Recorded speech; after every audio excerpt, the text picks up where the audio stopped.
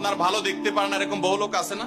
এই হিংসা করলে অনেক সময় বদনজর লাগে, বদনজর। আপনার ভালো কিছু হতে আরেকজনের জ্বালা পড়া শুরু হয়েছে, এর কারণে অনেক সময় মানুষ ক্ষতিগ্রস্ত হয়। বহুবার এই সূরা পড়ে তৎক্ষণাৎ একেবারে পড়ার সাথে সাথে আমি কার্যকরিতা আমার চোখে বহুবার দেখেছি, আলহামদুলিল্লাহ। নবী সাল্লাল্লাহু আলাইহি ওয়াসাল্লাম এক সাহাবীকে বলেছেন, তুমি কি জানো আজকে রাতে যে দুইটা সূরা আমার প্রতি নাজিল হয়েছে, যে আয়াতগুলো নাজিল হয়েছে, এইরকম আয়াত কোরআনে আরেকটা নাজিল হয় নাই।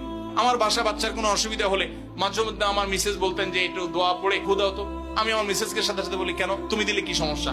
অনেক সময় বাচ্চাকে নিয়ে আসেন, হুজুর একটু তাকে দোয়া পড়ে ফু দিয়ে দেন, একটু পানি পড়ে দেন। আমরা কি দোয়া পড়ি আজকে সেটা আমি আপনাদের সামনে ফ্ল্যাশ করে দিলাম, জানিয়ে দিলাম।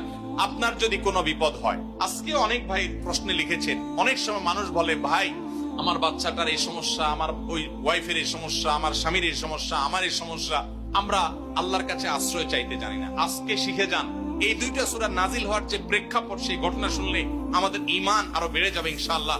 নবী সাল্লাল্লাহু আলাইহি ওয়াসাল্লাম একবার অসুস্থ হয়ে পড়েছেন এবং অসুস্থতাটা এত মারাত্মক ছিল যে আম্মা জান আয়েশা রাদিয়াল্লাহু তাআলা বলেছেন, অনেক কাজ তিনি করেন নাই অথচ তিনি বলতেন তিনি করেছেন, মানে তার মনে হতো তিনি করেছেন। আবার অনেক কাজ তিনি করেছেন তিনি ভুলে যেতেন, মানে এরকম একটা অবস্থা তার তৈরি হয়েছে যে স্বাভাবিক না অস্বাভাবিক, আমাদের অনেকের হয়। তখন নবী সাল্লাল্লাহু আলাইহি ওয়াসাল্লাম বিভিন্ন তখনকার যে চিকিৎসক ছিল তাদের সহযোগিতা নিয়েছেন, বিভিন্ন ট্রিটমেন্ট করেছেন, কিন্তু কোনোভাবে কোনো কাজ হচ্ছিল না। আল্লাহ রাব্বুল আলামিন তার নবী সাল্লাল্লাহু আলাইহি সাল্লামের চিকিৎসার জন্য দুইজন ফেরেশতা পাঠিয়েছেন। তাদের একজন ফেরেশতা নবী সাল্লাল্লাহু আলাইহি সাল্লাম স্বপ্নে দেখছেন যে একজন ফেরেশতা তার মাথার কাছে এসে দাঁড়িয়েছে নবী সাল্লাল্লাহু আলাইহি সাল্লামের, আরেকজন ফেরেশতা নবী করিম সাল্লাল্লাহু আলাইহি সাল্লামের পায়ের কাছে এসে দাঁড়িয়েছে। মাথার কাছে যে ফেরেশতা দাঁড়িয়েছেন, ওই ফেরেশতা পায়ের কাছে থাকা ফেরেশতাকে জিজ্ঞাসা করছিলেন যে এই লোকটার কি হয়েছে, অর্থাৎ নবী সাল্লাল্লাহু আলাইহি সাল্লামের কি হয়েছে।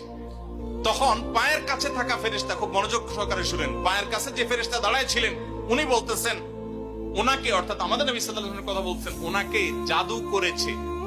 পায়ের কাছে থাকা ফেরেশতা এটা বলার পর মাথার